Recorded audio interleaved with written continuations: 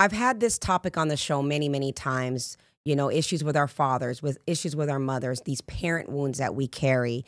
And today I kind of want to tap into that a little bit more because it is a topic that people continuously message me about. We talk about. I talk a lot about it with people that are in my coaching sessions. And today I just want to tap in and say, who was my mother? Who was my father? Who did I need them to be? And who are they really? And how do we create new relationships and ideas about these people in our lives so we can move on? We'll talk about this right after this. What is mindset? Our mindset is based on what we believe. And anything we believe in, we put into motion. I have spent my life putting the mindset of perseverance into motion. And now I am here today to share my journey along with others whose mindsets have changed the course of their lives. Hi, I'm mindset coach Lorraine Lindsey, and I believe that if you can change your mind, you have the power to change your life. So are you ready?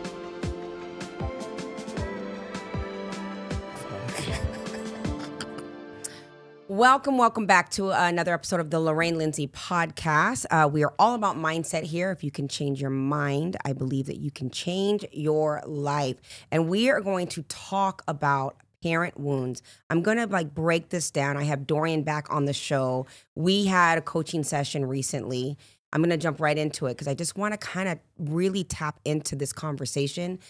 And again, like I said in the beginning, it's something that a lot of people are riddled by. It is a lot of what keeps them trapped and stuck. These issues that have happened in their lives when they were children, specifically as it relates to their parents, whether it is the lack of the parent being there in their lives or the way the parent was in their lives. And this idea of, I needed my mom to be this, I needed my dad to be this, and kind of holding them hostage to the ideology of what we needed them to be. And it's not to suggest that what we needed from them isn't valid, but it's a matter of saying, okay, I get that I needed that from them, but I didn't get that, now what? So we can just kind of disconnect. And again, like I was saying to you before, and we'll get into that, is like, for me personally, when I had my issues with my mother, it was such a judgment call, right? I needed her to be a very specific thing for me in my life. Where I came up with where she needed to be, I don't even know. But it was like, I want and need her to be these things. What I had to do at some point in my life, not just for me, but also for my mother, was to let that go. I had to say, okay, the truth is I needed this. And I literally had to write that out. But who is she really? Who is this woman? What is her name? What is her life story? What is it that I need to know about her? Because what I came to realize is a lot of the things that my mother was doing in our lives as a child that I didn't like wasn't because she was a mother. It was the woman that she was that was making those choices. And unfortunately, some of those things adversely affect us because we were witness to that, And seeing myself as a woman, I am also a mother, and not understanding that I am incredibly flawed, but at the same time too incredibly loving, needing to understand that grace that I need, and knowing that I needed the grace, I had to give my mother that grace as well. And again, when I'm talking to people and they're going through things, it always goes back somehow to this idea that they create in their mind due to a relationship that they had with their parents. So I know that was long-winded, but you're like, yes, it was. It's okay, go on. But I appreciate you coming on the show because you've always been very open and transparent. And you and I have been coaching together for quite some time now. And one of the things that came up recently was an issue that happened between your mom and dad. Do you want to share that or do we want to talk about pieces of it? Because I don't want to go into anything you're not comfortable going into. I can share a little bit of it. Okay. Fuck it, it is what it is. So it ain't my problem. So not too long ago, my father reached out to me asking for my mother's number. Mind you, I don't really talk to him that much. I don't have much relationship with him. About a year and a half ago, I reached out to him after 20 years of not seeing him or talking to him to kind of see him, patch things up, and in my head, forgive him and all those things. went and saw him. During the interaction of seeing him after 20 years, I honestly didn't know how to feel or what to say. So I kind of we chatted a little bit. I thought I was okay and over it, but I wasn't. Fast forward to about a few weeks ago, my mom texted me, and I guess he reached out and wanted her to take him off child support. So he's 20 plus years of debt and child support, can't get a passport, can't get a job, and wanted her to take him off. And to me, it doesn't affect me in any kind of way. You know, I don't need his money right now. At this point, I'm 32 years old. But I told her, I was like, no, you don't need to take him off. That's his responsibility. He put himself in that hole. You know, that it is what it is. And she ended up doing it anyway. They ended up had a conversation without me, came to an agreement where he'll give her a payout, and she agreed to take him off. So when she told me this, it pissed me off, you know, and like it pissed me off. Like I was hot. I had to call you because it was just hurtful, you know, and I expressed to her more recently and to you that it was hurtful because I felt she wasn't on my side. You know, I always thought she was my mom, my team, you know, it's us. He's somebody who hasn't been around 20 years. Right. And I feel like she did it to benefit herself because he was given a payout. And I just felt like my life and everything was more than any kind of cost. You know, like what I wanted her to do was be like, look at him and tell him, you got me messed up. This is your son. You haven't been around. I had to raise him myself. We were homeless and you were MIA. And on top of that, he has 13 kids. Right. Like what? Talking about now getting pissed off again. Like what? And then he had the nerve. I'm not laughing. I'm just. Yes, you can laugh. It's okay. Yeah. Then he had the nerve to text me the next day after me and my mom got into it, telling me I shouldn't be going off on her and trying to give me advice. And I was working with a client, so that's why I shouldn't be on my phone. Because I'm reading it and I'm pissed now because I'm like, the nerve of this guy who hasn't reached out to his first son, who has his name in 20 years. I had to reach out to him and is trying to give me advice on how to do things when he has 13 kids and he can't even get a passport because he has child support. Right. So that's where I was. It was a stressful week or 2 weeks the past. Well, I'm better now, but there was like a 2-week period where I wasn't even getting sleep. Like I was sweating at night, couldn't go to sleep. And I'll be honest, one of the things that helps me get through tough stuff like that is work. You know, so I'm very grateful for you. You're somebody I train and all the ladies I train because they help me. I don't know. I don't want to say forget about life, but understand I have a bigger purpose here. So it was great to be able to go to work and train these amazing ladies and help get my mind off things. But that's a situation that had happened.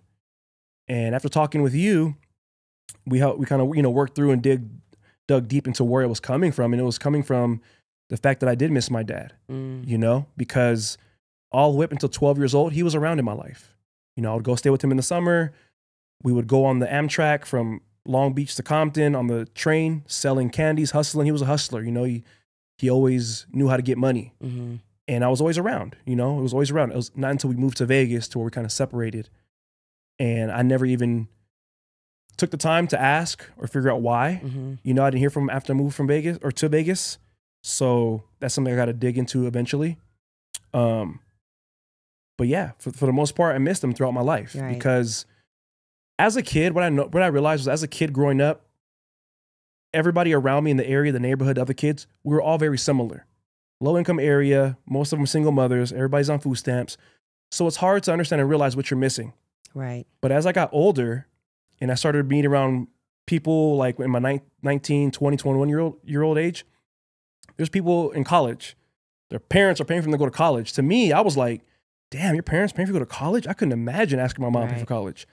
So I'm meeting different kind of people who come from great backgrounds of family with their parents. They have both parents or all that. And I'm like, I would feel some way. Yeah. Like, damn, where the fuck is my dad at? Yeah. You know? That's where I started to build some, I guess, resentment or hatred. Right. And it all it's being birthed from a feeling of pain. Yeah. And that's what what we talked about was taking this experience and almost facting it out, right? Making it, what are the facts here? And based on the facts, what is the meaning I'm choosing to attach to it?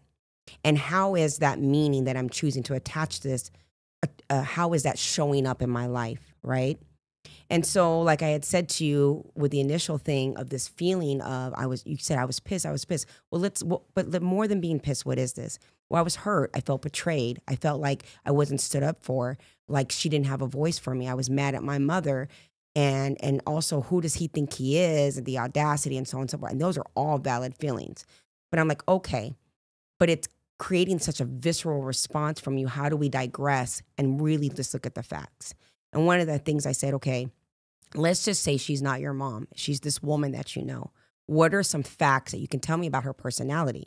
And you broke that down for me. Well, she's not very reliable sometimes. She can be inconsistent. She doesn't keep her word, right? What Dorian, the little boy, needed was a mother who were the opposite of those things. That is who he's still attached to. But the reality is this woman, these are some character flaws of hers that she has. Now, there's other things that are endearing about her, but these are the things that she's known to do. Another thing that I point out is, do you think this is a woman who thinks that she's enough, right? And clearly the answer is no. Does this woman think that you will ever leave her side? No, because you guys have a parent-child relationship where you're more like the parent to her. So she can always rely on you to be there. So because of that, when she has to pick who to choose from, she's going to pick the person who she's still trying to be sufficient for. She's still going to chase being enough with your dad because at some point she wasn't. And so her betrayal to you really had nothing to do with you, right? And so not to take away the fact that it doesn't hurt and it's not painful. It's about saying, who is this woman and why does she make those choices? And the same thing goes on your dad's side. Who is this man that left his family? What is his story? What happened there? How did he have 13 other children? What are the dynamics behind this man? And again, it's not to validate the what has happened to you that you needed for your life, but it's a matter of saying, if I can just see it from the facts, I get to choose the meaning I'm going to attach to it, right? And I could be angry or I can feel really sorry for them for what they've missed out on. I can have some compassion for them because they didn't feel that they were enough to be a great mother in the way in which I needed. She didn't love herself enough to be able to give love. And likewise with him, and so on and so on. And the point is, who are these people in our lives that we're attaching meaning to? And how is that meaning, I know I'm repeating myself, but how is that meaning affecting our lives? Because for you, like I've said to you before, that feeling that's so visceral for you and so painful for you causes you to cut off feeling. Because you're really good at telling me that I'm angry and that I'm pissed. But when we go to dig deep, you're like, I don't know. And it's like he knows, but the pain is so great to even tap into that what does it cost you ultimately? You can keep that and hold that hostage against your mother or your father, but it ultimately is costing you connection with other people that are more deserving of it, right? Mm-hmm. And that's why I felt like this would be a great conversation because, again, time and time again when I coach people, and not just people I coach, in true transparency, it was also struggles that I had. There was a time that I was laser focused on my mom and holding her hostage to the meaning I gave her and what she needed to be as a mother, that when I cleaned up all that mess and just loved her for who she was, I didn't have to be in proximity to her per se. Now I'm close to my mother, but I don't have to choose to be in her space or us to spend time together. I can choose to love a parent and still create healthy distance because they're still toxic and they're still set in their ways. But just kind of understanding it from a way that empowers me instead of leaving me powerless. But when I cleaned all that stuff up, the elephant in the room was really my biological father. I never even dealt with that. I just chose to blame my mom for the situation because she would always try to paint an endearing picture of him, of this nice guy. I was like, okay, well, where was the nice guy? And again, attaching myself to a meaning behind that and really having to work to let that go. Because ultimately, it just doesn't serve my life to create meaning that destroys me. And I feel like, again, with you, like I was telling you before, it's like forging ahead in your life. It's like give yourself the power to just see them for who they are, like as if they were in a coffee shop and they were a stranger and they told you your story. How does it feel to you to hear that? And is that something that you feel like, yeah, I can do this, or you're like, absolutely not, I can't? I feel like it's something I can do, and I feel like it's something I need to do. Because like you said, I don't want to be cut off people when it comes to that deeper emotional level of things.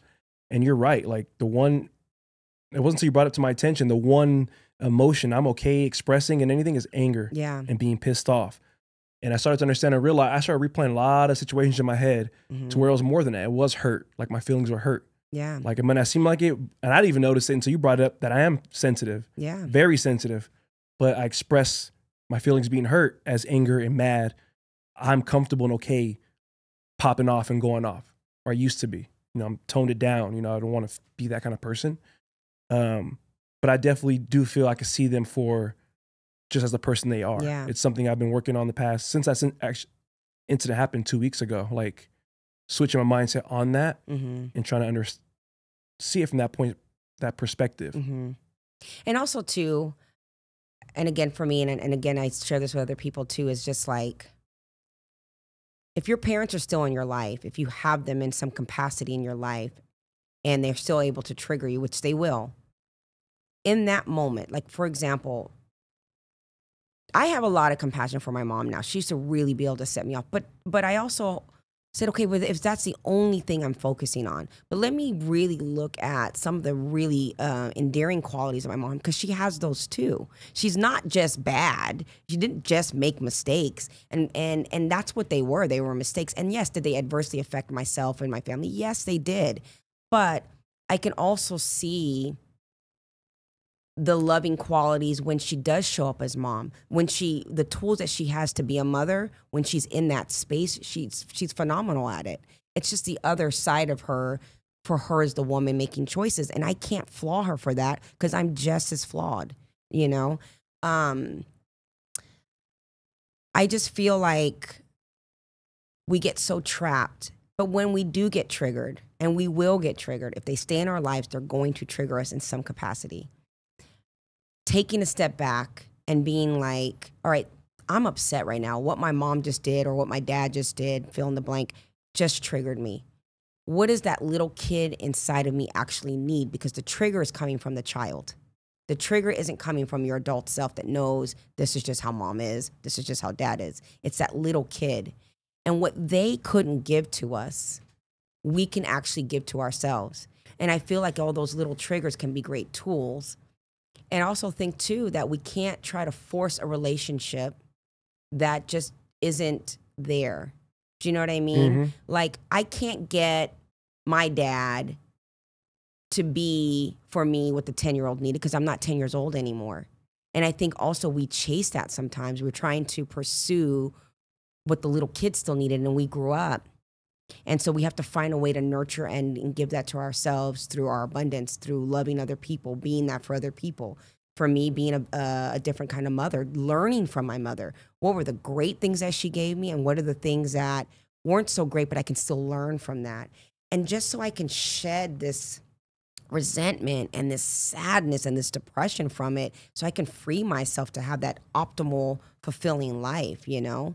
Because we can't change it. And some of these people don't exist anymore. Some of these people are dead for some people. And he's like, you're going to let that dead person dictate your rest of your life? Generations from now, we will be completely forgotten, you know?